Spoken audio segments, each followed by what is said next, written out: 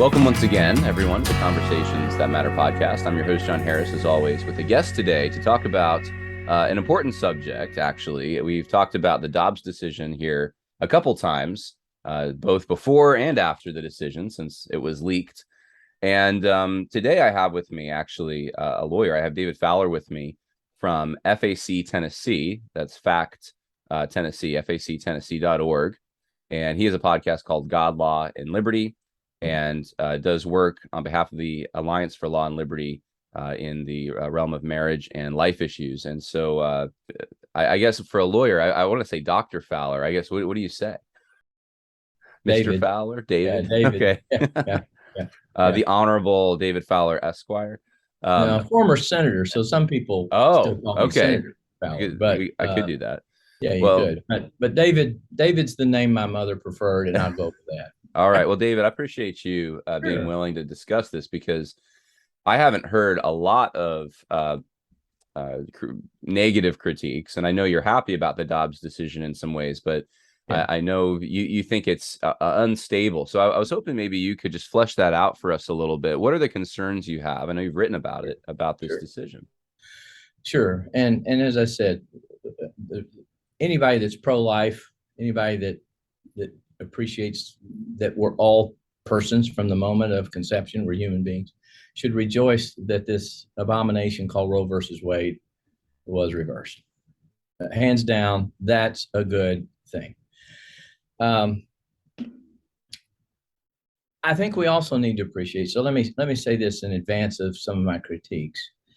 One of the challenges of being on the Supreme Court is to get rid of something like Roe, you have to get 5 votes. So in many ways, it's the politics of the court. We would like to think that they're above politics, but they're not. I mean, you know, when I ran for office 28 years ago, people said, well, what do you know about politics? And I said, are you kidding? I was a choir director in a Baptist church. I know all about politics. You know, we don't sing enough of this song, too many of these songs, you know, whatever it is. The anthem's too long. Why don't you let this soloist sing more? So I get it. So in this case, you had 5 people that wanted to get rid of Roe, knew that it was wrong. The downside was Justice Kavanaugh. He will prove to be, I believe, our Justice Kennedy over the next however long he's on the court. And he wanted to find the half measure of saying, how can we get rid of Roe, but not get rid of some of our other made-up decisions, like to same-sex marriage? Justice Thomas was the senior judge. He could have written the opinion, but as you can tell from his concurring opinion and the Second Amendment opinion released the day before, he would have just obliterated the whole thing. And he said that, you know, now that we've gotten rid of Roe, we need to get rid of Obergefell on same-sex marriage and all these other places. So he knew he couldn't get Kavanaugh's vote. So he assigned the opinion to Alito and said, write something that Kennedy can sign, and I'll sign it because I'm willing to get rid of the whole shebang. You know, so there are no made-up rights. This one's made up, and so I can agree to get rid of a made-up right, but get Kennedy on board. So we had to get Kavanaugh at a needle a little bit, yeah. And so he did say some other good things. He talked about the life in the womb, that it was a life. He talked about it in terms that essentially undermine the notion that the unborn aren't persons. But he couldn't say that and get Kennedy. So anyway, but therein lies the downside. That in essence, while we should cheer that Roe is reversed, we should realize that we've said what it means to be a person entitled to the protection of law is not dependent upon whether your life comes from outside you, is given to you by God, but it's something we vote on. Now, when you carry that principle to its logical end, we can decide that any number of persons might not be persons if we get to vote for them. And everybody, of course, say, well, we shouldn't get rid of Christians, right? Because, well, I mean, they're persons, they're born. Well, you know, what makes them persons? Well, the fact that they have life. Oh, well, that's the same thing that exists in the unborn. Right. So if you're going to put it to a vote, you have to be saying something other than life is what makes you a person. Well, what would be that other thing? It can only be a law that man enacts that says we will treat you as a person. Well, see, that's the problem the Jews had. They were human beings, right? But they weren't really persons. I mean, we all knew that, right? Same thing was true in Dred Scott with the slaves and the descendants of slaves. They said, well, you couldn't be a citizen of the United States because you were considered an insubordinate and inferior class of beings. You couldn't rise to that level. So we should really rejoice, but be dismayed that we still live in Babylon. In other words, they were in Babylon. God said, hey, pray for the welfare of the city. I know the plans I have for you, but you're still in Babylon and you're going to be here for 70 years. We still have the unborn classified as non-persons in our law. And we need to recognize that that's what we have. And that's where I would personally, just to be honest, fault the pro-life community. Because we've never asked the question, what is a person? The due process clause applies to persons. It says no person shall be deprived of life, liberty, or property without due process of law. So to know if that clause applies to a woman or an unborn, you have to know, is a woman a person? Is the unborn a person? Until you resolve that, you don't even know if the clause applies, right? Right. So the pro-life community has always fought on the woman's frame of argument, skipping over the question of persons to let's redefine the word liberty. So we argued about liberty without ever arguing or even asserting that the unborn were actually persons and therefore entitled to the liberty they possess in the womb, the life they possess in the womb, and property rights that they may possess depending upon who survives who under a will or that kind of thing. So we never asked the right question. And that's why we're left with this incomplete answer. So let me ask you this. So if Dobbs just reverses Roe as far as this right to privacy, this imaginary right that was invented, it just says, well, that was invented. It's not real. So we go back to the pre-Roe consensus or status quo. Wouldn't it be the case that abortion was a federal issue, or not federal, but an issue for federalism? In other words, the states were able before Roe to regulate abortion. Right. There was never a time in our history that, and you can correct me if I'm wrong here. That's why I'm bouncing it off of you, that it was illegal on a national level to perform an abortion. That this was always more of a state thing. Am I correct in that? Yeah, you're right. As we all know, at least we know it in an abstract sense, the federal government is one of only delegated powers. So if the only power was to make toothpaste, well, that's all they could do, right? Okay. If they could make mouthwash, then they could make toothpaste and mouthwash. There's no power to regulate what we would have called common law crimes or marriage or the family or medical practices.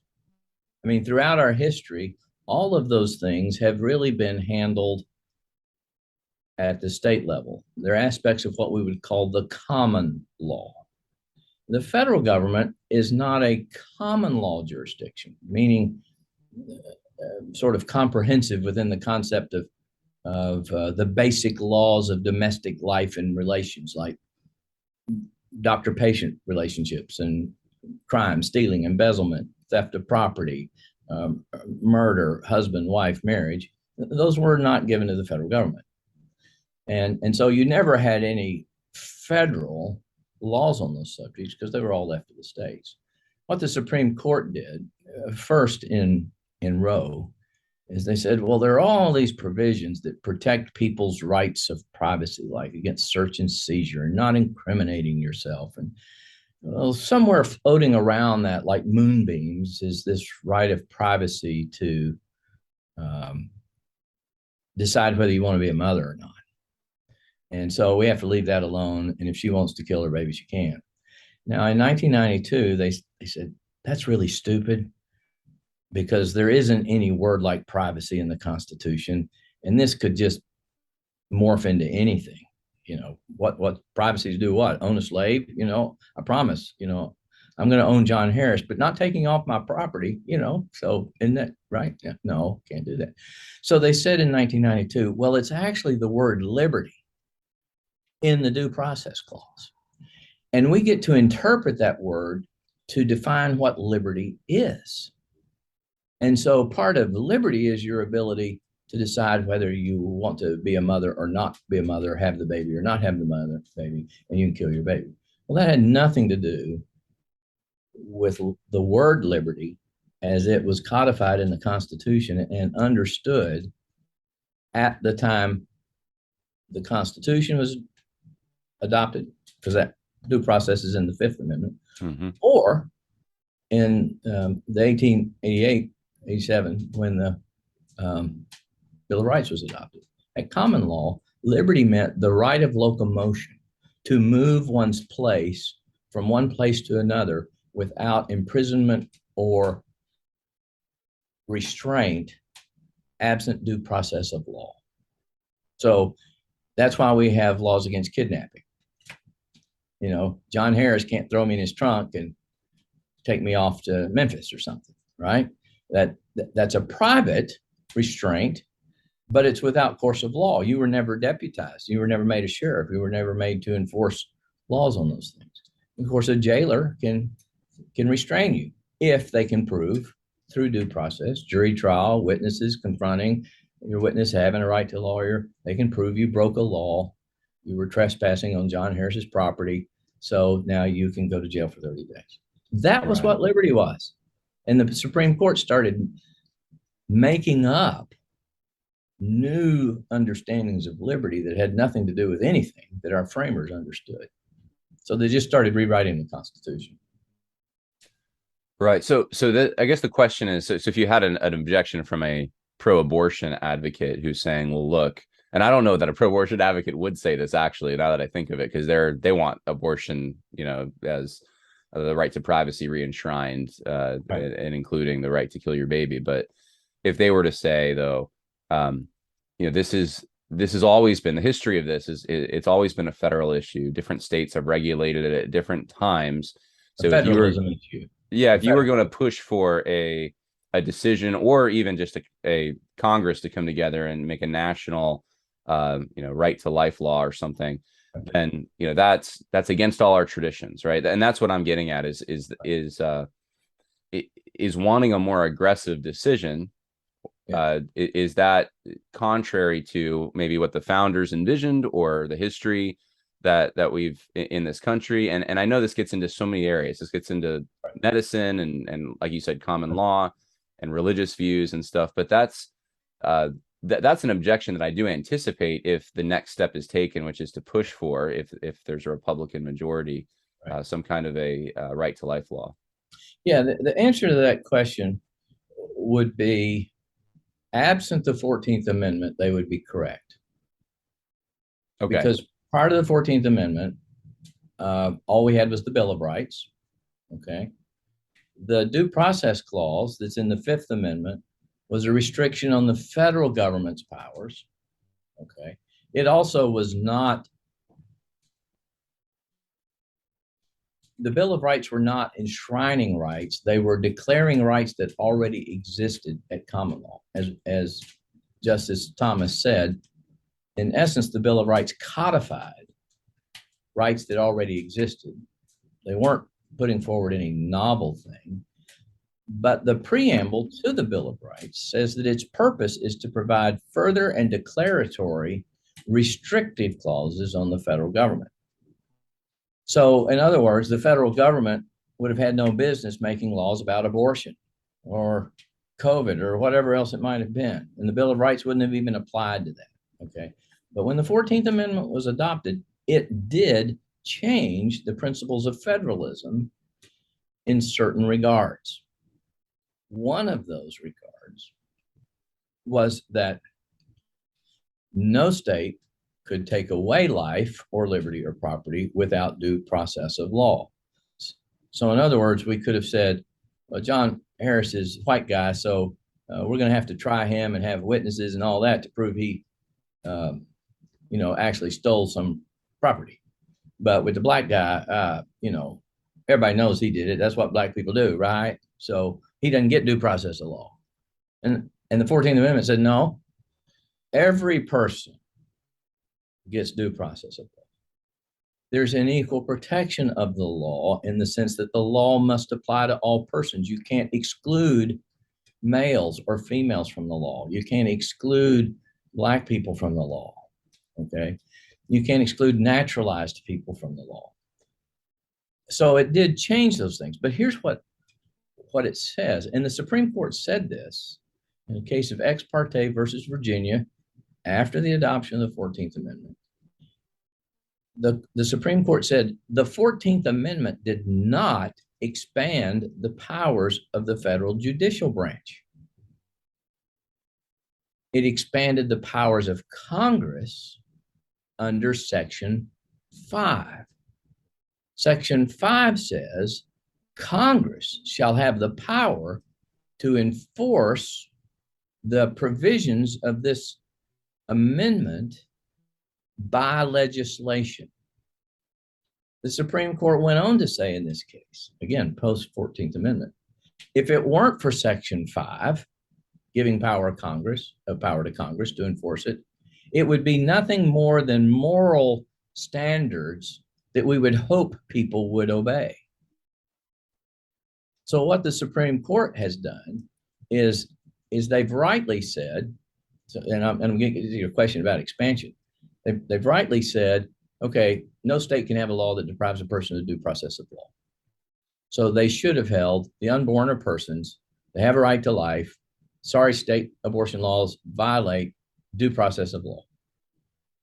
Now, when the 14th Amendment is understood that way, as it would have been understood at the time, Congress under Section 5 would have the power to enforce it. To enforce the provision of the right of persons, the unborn, to life. Mm-hmm. They wouldn't have had that power prior to the 14th Amendment. So when they go back and say, well, in our history, we've never had federal abortion laws, I'd say, yeah, that's right. But the 14th Amendment changed the relationship between the states and the federal government because states were depriving persons of life and liberty and property. And right. Congress now has the power to pass a law that says state abortion laws are unconstitutional or a violation of the law. You can't have a state law that does that. You can't go the flip way. That's what Nancy Pelosi wants to do.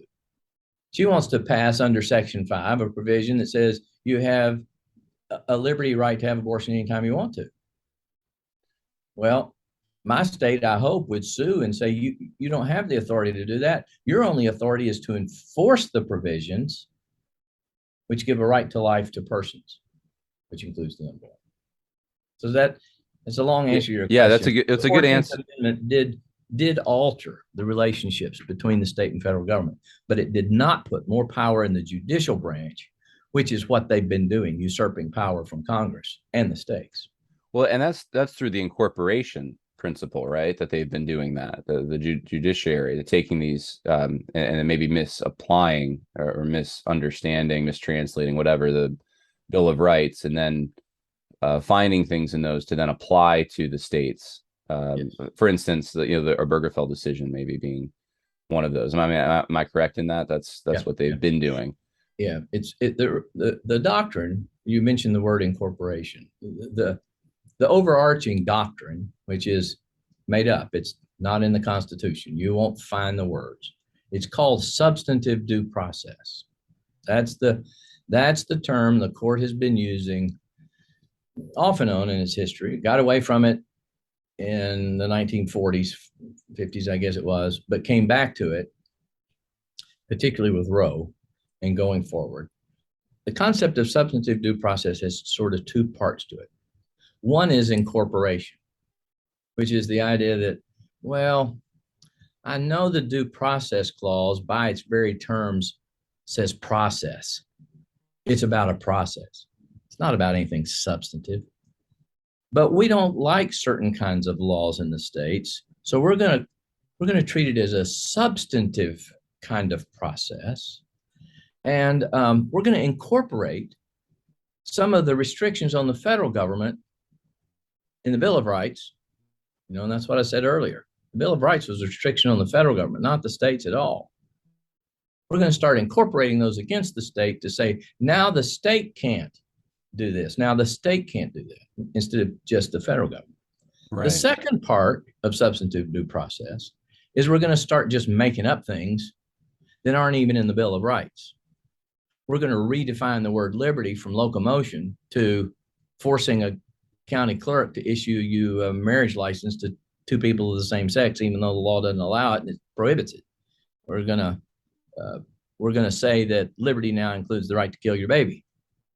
See, that's made up stuff. So they're both made up concepts. One makes stuff up and sucks it in from the Bill of Rights, like the right to carry guns or the right to search and seizure and all that. And the other one just flat makes it up, disconnected from the Bill of Rights. So does that make sense? There's sort of two things that this substantive doctrine allows the court to do to amend the Constitution. So they've been, that's the way that a lot of the terrible decisions that have been made over the last 50 years have been reasoned. That's right. Using this process. Yeah. Right. But you're not saying, so to do a bill though, or a decision, let's say, that would ban abortion throughout all 50 states, it doesn't have to rely on that kind of logic though. It doesn't have to. No. Congress could just simply say the 14th Amendment says no state shall have a law. That's what it says. It's prohibitory. Okay. No state shall have a law that deprives a person of life. Unborn persons, abortion deprives them of life. They don't get a guardian ad litem appointed in court. They just go to the doctor and kill them. Can't have that law. Congress passes a law that says any state that allows the unborn child to be killed by a doctor is unconstitutional. So if is unlawful, excuse me. If the court wanted to say, and that means you can't deprive someone of the ability to marry someone of the same sex or something, we would just say, well, that's just not historical. That's not that's just you're taking your own meaning and importing it into that. Sure. Actually, what they did in same-sex marriage is they took the word liberty and said, well, people have a right to marry, but the word marriage, just like abortion, isn't in the Constitution. So we're going to stuff it under this made-up doctrine of substantive due process and say that's part of now liberty, the right to marry. It flows from the right to be able to kill your own baby, because we make all these intimate decisions and family decisions all by ourselves, and we're autonomous little beings. What's really offensive about Obergefell is when you read the 14th Amendment, it says no state shall. It's proscriptive. It's not prescriptive. It doesn't say states shall have laws that do X, Y, and Z. So the Supreme Court, here's what's so infuriating. The Supreme Court says you can't have a license law that's restricted to a man and a woman. Okay, fine. You've said I can't have that law. State officials then took that, along with 3 of the dissenting justices, and said, oh, that means we must issue a license to same-sex couples. Well, the 14th Amendment, nor the court can make a state pass any law, ever. So in essence, all of our fine Christian elected officials and fine Christian Republicans in every legislator and governor's office just bowed down and worshiped something that doesn't exist. A power of the Supreme Court to force a state to pass a law that they never passed. They just began to ignore the law they had. Except Kim Davis, right? There was a few people that and Kim Davis, I hate to say it, love her heart, but she did it exactly wrong. Okay. She should have said, well, if my law in Kentucky, under which I issue licenses, and I can only issue them to a male and a female. If that law is not enforceable, I don't have a law to follow. I can't issue a license to anybody because I don't have any inherent right to issue licenses. The only power I have to issue a license comes from the legislature. You said that law is not valid, so I don't have a law. Because of bad legal advice, she grounded it in her religious beliefs, and of course they got swept away. In other words, what I'm saying is the conscientious county clerk or probate judge or whoever issues your license should have said, could have said, I hate God, I hate Christianity, I hate divisions between male and female. I think we're all androgynous, transgendered beings. I love gay marriage, but because there's no law authorizing me to issue a license to anybody, and the legislature's not passed a new one, I just can't do it. You see the point? Yeah. I don't want to. As if the court made a law for every state, and they can't. Yeah, and if I want to go down this rabbit trail a little, it's not because it is connected, but back to the abortion issue, because the one of the critiques that you made is that this is unstable. This is going to this could be overturned so easily. I mean, do you see that happening in the relatively near future, that this could just all be reversed again? Well, part of the reason that it's unstable is that the analysis of the majority was not really rooted in the common law meaning of the words in the 14th Amendment. In other words, they didn't do a common law analysis of what does the word person mean at the time this was codified. They didn't do a common law analysis of the word liberty. So I wrote a little commentary and said, if they'd wanted to write a short opinion, liberty means the freedom to move about from one place to the other. And since no state law requires a woman to go to a doctor's office and no state law prohibits her from leaving a doctor's office, there's no liberty interest involved here. End of discussion. Roe was wrong, reversed, period. That was the end of the whole opinion. But because they were trying to get Kennedy's vote, they said, we really can't talk about that. So we're gonna talk on the woman's terms, that there's a liberty right to abortion, but given the fact that up through the time the Constitution was adopted and the 14th Amendment was ratified, abortion was always a crime. You can't have a liberty now to commit what was a crime. And that's a good statement. It just has nothing to do with the text of the 14th Amendment and the words liberty and person. So because they didn't root it in the text, we still are waiting to see what the text says. Okay? Does that make sense a little bit?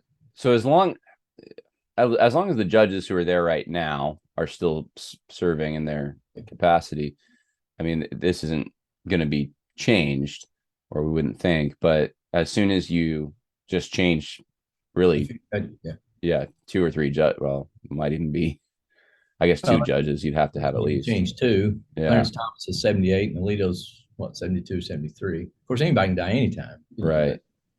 But this could all just this could go away. What would you think? What would you say that pro-life groups and of course abolition groups and that whole spectrum? What should they be doing in their states and also on a federal level to try to take the next step to fight for a national law? Or I don't really know exactly what the best way to approach it is, because you have obviously the states and the federal jurisdictions. Right. But what would you say they should do to capitalize on this and try to move into a more stable environment? Yeah, and let me address that question in the context of your earlier statement about, with a couple of changes in judges, the Dobbs decision could be reversed. Here's what I think they'll do, though. Joe Biden said when he was looking at Ketanji Brown Jackson, we need judges who understand The Ninth Amendment. Judges who understand that all of our rights were not enumerated in the Constitution and we have other rights. The Ninth Amendment has never been interpreted by the Supreme Court. It's a blank slate. It's an open book for what's going to be written on the page for what it means. The Ninth Amendment says the enumeration in the Constitution of certain rights, 1 through 8, shall not be construed to deny or disparage others retained by the people. Joe Biden and Democrats will be looking for a person to put anything they want in that word others. So what they'll say is, well, yes, the right to abortion isn't in the 14th Amendment, it's in the Ninth Amendment. And we've never construed the Ninth Amendment. Now, here's what's fascinating, John. Have you noted the words that have come out now called bodily integrity and bodily autonomy? Yes. Have you seen that word? I've seen it everywhere, yeah. Yeah, that's right. Now, let me tell you where I believe that's coming from. They're very smart. What I learned in my 12 years as a Republican senator is Democrats think 4 spaces down ahead of where the Republicans are. We're playing checkers while they're playing chess. You know, we can only go forward. They can skip 2 spaces and move over and do all kinds of things, and we wonder why we lose. One of the fundamental rights of common law, William Blackstone, Bracton, all these guys that the Supreme Court just quoted were very clear that one of the fundamental rights is to liberty, to move around. The other is to property. You can't just come take my property, John, sorry. And personal security. And we're not used to hearing that term. But personal security had to do with securing my person, my whole person. And that included my life. There's where you get that word in the 14th Amendment. My body, my limbs, my health, and my reputation. That's why we have laws against slander and defamation, because you can say things about me that are so false that my ability to move in society, to live, you know, is restricted, right? You know, it's the cancel culture. So because body and limbs and health are a part of personal security, which is a fundamental right, I think what they're going to do is to say, see, they're going to pervert the common law, but they're going to say the Ninth Amendment says we have other rights, and that is to my body. So you have to let me have an abortion because it's guaranteed by the Ninth Amendment. Now, I'm not the smartest guy in the world, but if I can figure out the strategy and see it, you know, I'm not telling them something they don't already know. What I'm trying to do is tell the Christian community it's coming. Now, I've had people tell me, oh, we don't want to open that can of worms, the Ninth Amendment, Lord knows what's going to be in it. And my point is, well, it's going to get opened. The question is, who's going to open it first and define it first? Are you going to wait for it to be open when we've lost Clarence Thomas and Justice Alito, and we got 2 more Ketanji Jackson Browns on the court? Is that when you want to open it? No, do it now. How do you do it? This goes to the next question. I think what states should be doing, particularly Kentucky and Florida and Missouri, I think it is, wherever their state law is being challenged, they need to say, we are doing exactly what the 9th and the 14th Amendment require, because the common law right to personal security is the right of every person, born and unborn, to their life. The 9th Amendment acknowledges we have other rights, and that's one of them. The 14th Amendment protects life by saying you can't take it without due process of law. And so we're bringing our law into conformity with the 9th and 14th Amendments. The Supremacy Clause applies, and therefore our state must pass laws that prohibit abortion. Once you make that argument and the Supreme Court says, yes, you have the authority to do that, you've now forced on the court who constitutes a person, because your state has said, well, at common law, persons included the child in the mother's womb. It's very clear, black and white. You just quoted to me in the Dobbs opinion, Justice Alito, or cited to William Blackstone 12 times. So I'm going to cite him back to you. The child in ventris semir, in the mother's womb, is a person for many purposes under the law. And that's why we had criminal laws, and you know it. Their right to life is protected. And because that 14th Amendment applies and it trumps state law, states can't have laws that deprive persons of life, period. End of discussion. And that's what states should be doing. They don't need to be arguing over their state constitution. Why? Because the supremacy clause says the 14th Amendment trumps your state constitution. If your state thinks your state constitution gives a right to abortion, then it violates the 14th Amendment. And that provision, that interpretation of your constitution, your state constitution, is unconstitutional by virtue of the supremacy clause in Article 6.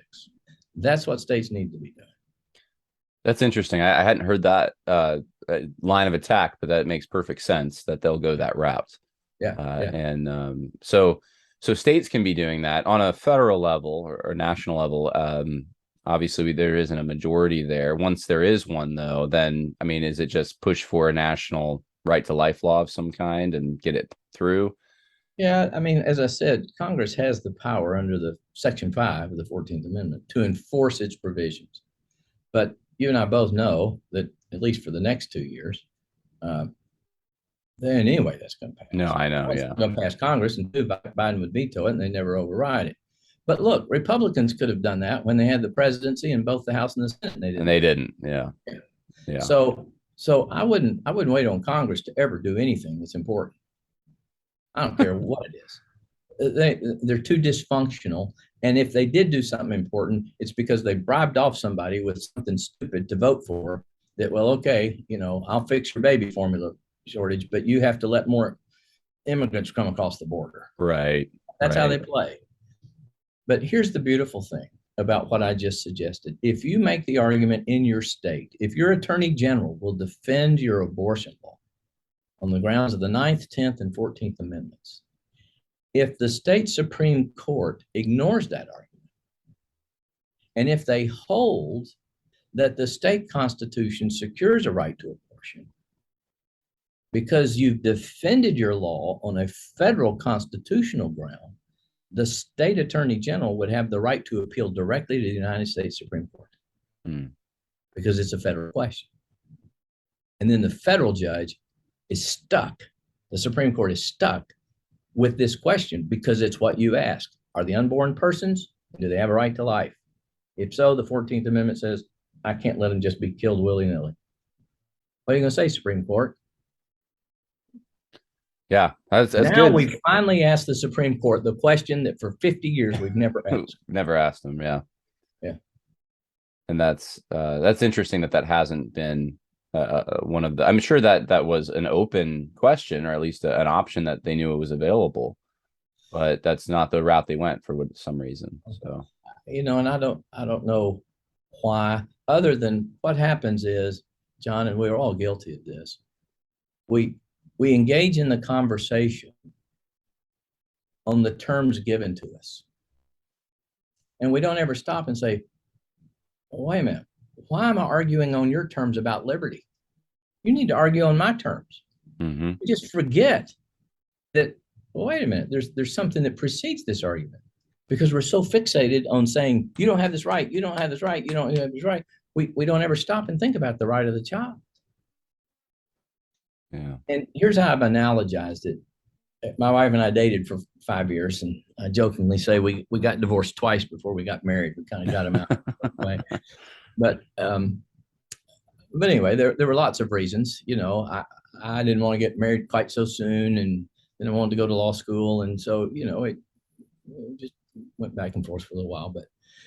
But she could have said to me after a year, David, do you love me? And I said, oh, Linda, I love you. I love you.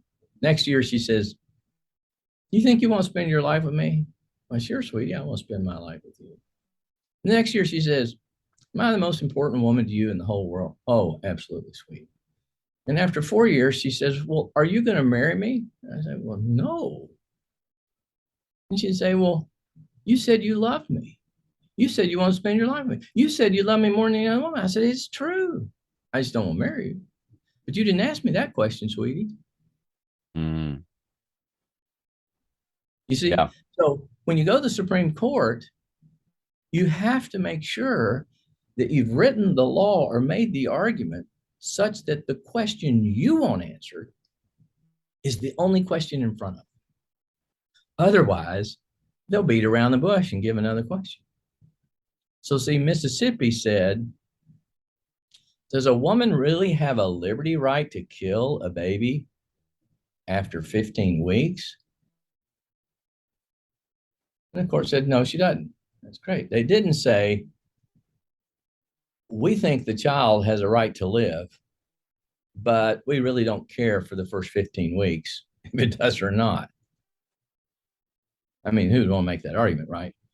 See, what Mississippi, what in fact we were advised not to do, and I know because I'm pro-life and I was in the legislature and I hadn't thought through some of these things. I assumed the people representing the pro-life community were making the best arguments they could. And they were afraid to make the argument that I'm making for fear they would not find 5 votes. Now, they may have been correct. Because I believe in the providence of God, I'm not going to sit here and say God screwed up for the last 50 years. But what they were really doing, see, is they weren't arguing legal principles. They were playing judicial politics. Can you count to 5? And if we're going to play judicial politics, then we should expect to get judicial politics. And what I was saying is, and what I'm now saying is, we should have been making a legal argument grounded in the common law using William Blackstone. And in fact, the way they treated the understanding of the practice of abortion vindicates what I've been saying. The common law is so important. You don't understand the common law, you don't understand the Constitution. You can just make it up any way you want to. And that's what they've been doing for 50 years. So another good part is the Supreme Court acknowledged common law and its importance in Dobbs. It was fundamental to the Second Amendment's case. And so any conservative and any Christian who wants to win in the Supreme Court better get back to making arguments grounded in the common law. And the common law was sane. And in fact, it said that Christianity was the cradle of the common law. Its moral values align with the Christian moral values. And it's like we forgot the law that was in the temple that Josiah said, oh my goodness, look at this. We've got this law. What am I going to do? The Supreme Court has said, hey, don't forget the common law. It's right here. We would be foolish then to not use it. So, yeah, well, that's helpful stuff. And I think probably people listening are having thoughts that they didn't have before I hope so. about this. And so I think it's been beneficial. And I really appreciate it, David, for taking your time out. I know you're probably a busy guy with everything you're doing. But if people want to go find out more, then go to factennessee.org or check out your podcast, God, Law, and Liberty. Is that what it, iTunes, YouTube? Where do you host that? Yeah, and it's also on the Fight, Laugh, Feast network. Okay. Anybody's heard of it? Yeah. I have, yeah. Yeah, so you can go to the Fight, Laugh, Feast app and check it out if you have that. And so, yeah, any final thoughts that you want to share? No, but if people don't know what the common law is or want to learn, I'd encourage them, contact us. I could send them some stuff that they could read. For example, they emailed us at info@FACTN, the abbreviation for Tennessee. The website's spelled out, but the email's tn.org. Okay. We can get them some information to help them better understand the common law because it is really important.